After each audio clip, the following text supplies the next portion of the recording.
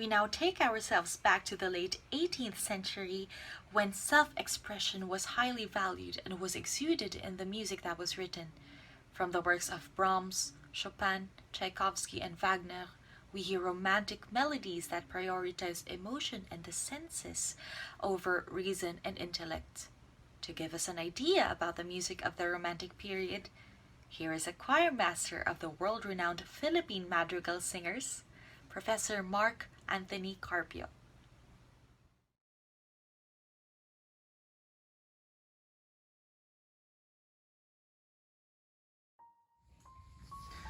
Nowadays, we use the word romantic to describe anything that elicits an expression of love. We use it to describe a person, a place, a situation, a movie, or a story. However, when we refer to that period of music history in the 19th century, the word is not used in the same sense. Originally, romance refers to a type of story that was written in a Romance language. Romance languages are those that developed from Latin and the Roman provinces. French, Italian, Spanish to say a few. Because many of these stories were about love and adventure, the word romantic has been associated with them. And because the writers would set these stories in a scenic area, people have also associated the word romantic spot with beautiful places. But this was not the intent of the people who described the literary movement that began in the late 18th century. It was used to describe the imagination and inventiveness in telling a story. The word suggests not just love, but also adventure, scenic beauty, improbability, and make-believe. In his article, Romantic, The History of a Word, Thomas Ackerman wrote, "Romantic in our current culture could be described as the opposite of logical. Romantic possessing a whimsical, creative, and imaginative approach taken by that of a dreamer, while logic being a more rational, calculating, and realistic worldview." Throughout the history of music, there has always been a tension between the classical and the romantic views of life and art. Objectivity versus subjectivity. Form versus freedom. Universality versus individuality. Classical music requires control of harmonic tension, balance between dissonance and consonance, and careful and complete exploitation of thematic development. On the other hand, the romantic spirit requires releasing of formal constraints and a carefree expression of the ideas and emotions of the individual composer. Movements like romanticism frequently come as a reaction to something else. In this case, it was partly a reaction to the Industrial Revolution that began in the latter part of the 18th century. Followers of the Romantic movement rebelled against mechanization, mass production, and urbanization. These were seen as contrary to their vision of an idealized and natural state of being.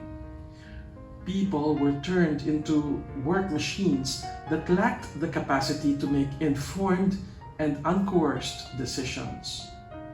Another significant event that happened around the same time was the French Revolution. Its events and ideologies can be seen as factors that led to the breakdown of aristocracy and the development of 19th century liberalism. Robert Garretson, in his book Conducting Choral Music, writes, "In the world of the arts, it was paralleled by the rise of the Romantic movement, in essence, a revolt against formality and authority."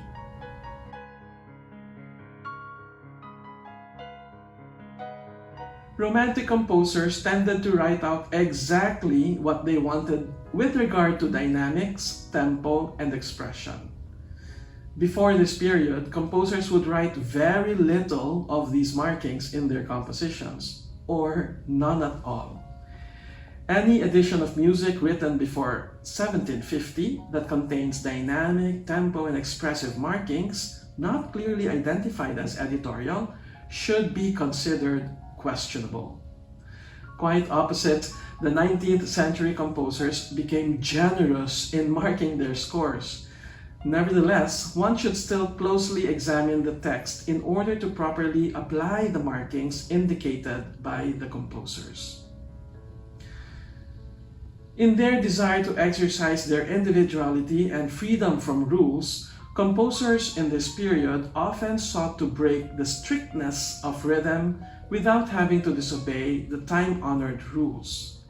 Even without changing the time signatures, composers would employ meter changes, resulting in displaced accents.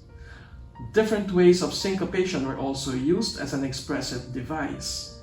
Rhythmic patterns became intricate and irregular phrase structures were used. Tempos ranged from extremely slow to extremely fast, and they were closely aligned with the mood of the music. Expression of varying moods within a composition resulted in abrupt changes in tempo. The wind-up metronome was invented in 1815. Composers started to write metronome markings on their scores. Nevertheless, they were meant to be guides. Even composers themselves did not follow their own metronome markings at times.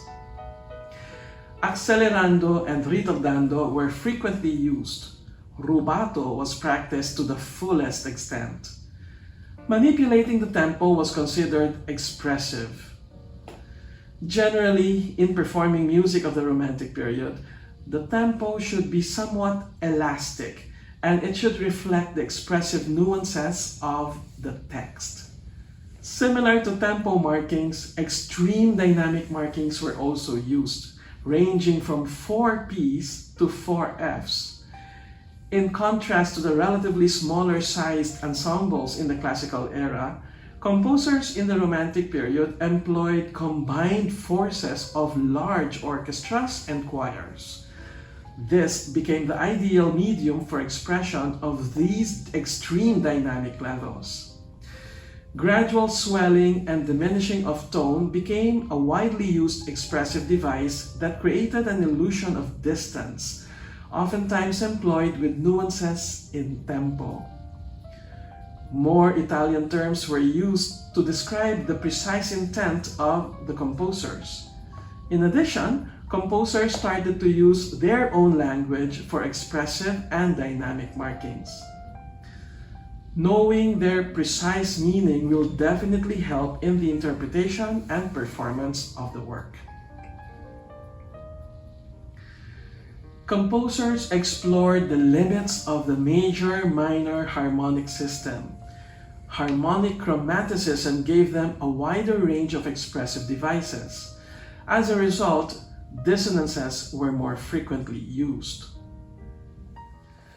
The Romantic era was a period in which individual expression was very important in the interpretation of music. Romantic composers used standard notation and indicated in relatively specific terms the way they wished for their music to be performed. So, in performing the choral music of the period, I recommend that one studies closely the text and the markings of the composer in the score. Only then will you have a solid foundation for an effective performance. For the best performances of these works, full and mature voices are recommended. Voices that are capable of producing a wide range of pitch, dynamics, and expression.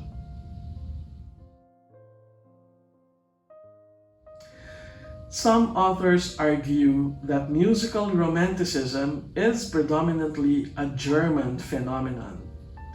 In the book Choral Repertoire by Dennis Schrock, the chapter on Austrian and German Romantic composers has the longest list of names.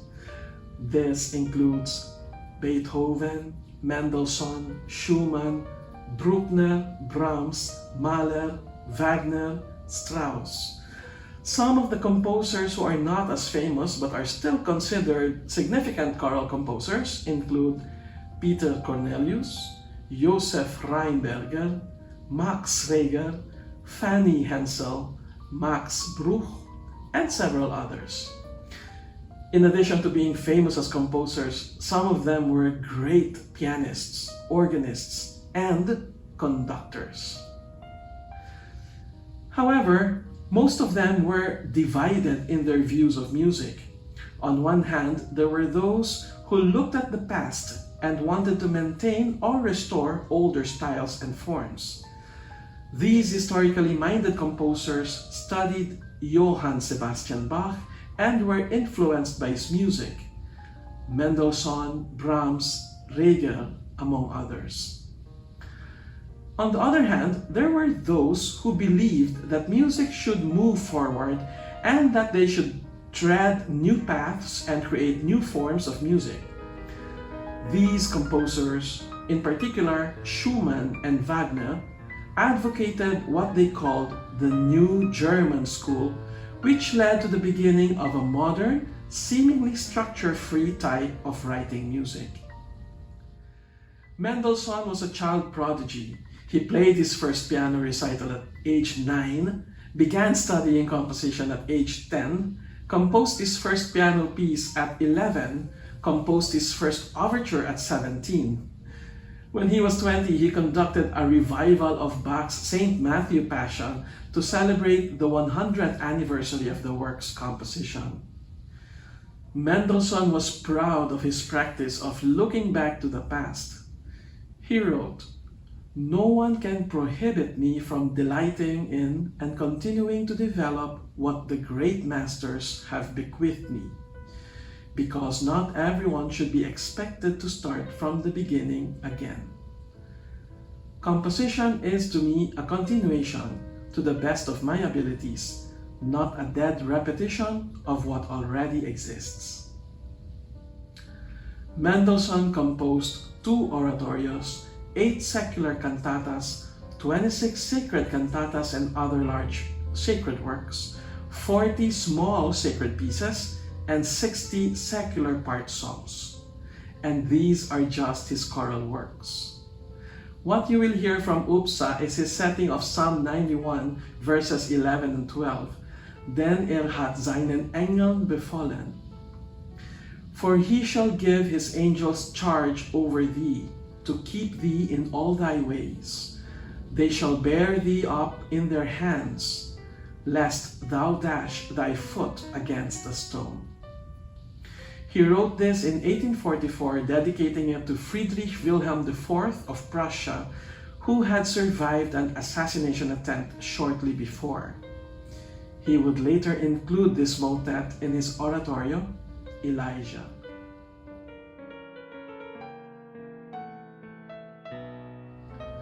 One way in which the Romantic spirit was expressed in the 19th century was through nationalism.